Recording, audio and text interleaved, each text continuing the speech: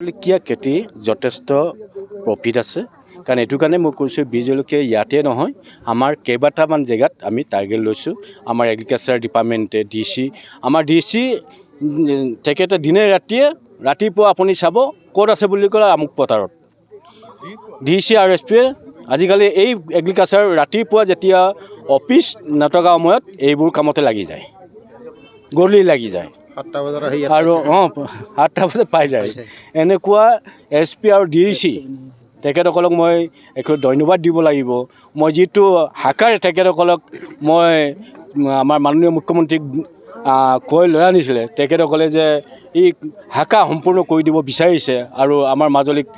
আগুৱাই লৈ যাব বিচাৰিছে তেখেতসকলক ধন্যবাদ দিছোঁ আৰু মাজুলী ৰাইজক তেখেতসকলক সহায় কৰি দিয়া সহযোগিতা কৰিবৰ কাৰণে অনুৰোধ জনাইছোঁ কৃষকসকলে কি ক'ব এইটোকে কৈছোঁ কৃষকসকলক যাতে তেখেতসকলক সহযোগিতা কৰিবৰ কাৰণে মই অনুৰোধ জনাইছোঁ আৰু তেখেতসকলে নিশ্চয় এতিয়াও সহযোগিতা কৰিছে সহযোগিতা কৰাৰ কাৰণে এইধৰণে আপোনালোকে পথাৰটো দেখিছে আমি চৰকাৰক বহুত ধন্যবাদ আমাৰ এই মাটিখিনি এনেই পৰি আছিলে আমি ভাবি আছিলোঁ মানে কিবা এটা আমি উৎপাদন কৰিম আমি নিজে জীৱন জীৱিকা কৰিম মানে আমি একো প্ৰচেষ্টা পোৱা নাছিলোঁ এতিয়া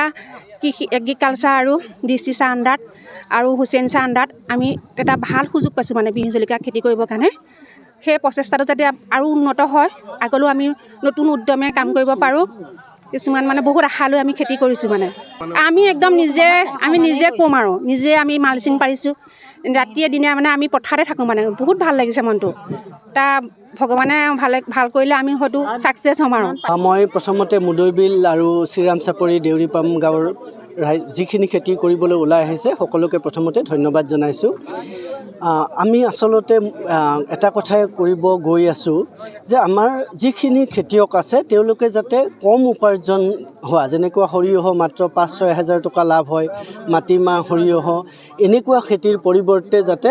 অধিক উৎপাদন হোৱা তেনেকুৱা খেতি কৰে তাৰ বাবে যাতে তেওঁলোকে মানে প্ৰচেষ্টা হাতত লয় সেইখিনিহে আমি উৎসাহ দিবলৈ চেষ্টা কৰিছোঁ ইয়াৰ আগতে আমাৰ মাজুলীত এজন খেতিয়ক আছিলে তেওঁ 3 বিঘা কৰোঁতে প্ৰায় 7.5 লাখ টকা লাভ হৈছিলে তাৰমানে আমাৰ ইয়াত 2.5 লাখলৈ 1 বিঘাত উৎপাদন কৰিব পৰা ক্ষমতাটো আছে মাটিটো গতিকে আমি আশা ৰাখিম এই যি 50 বিঘা মাটিত একেলগে আমি ভোট জলকীয়া কৰিবলৈ লৈছোঁ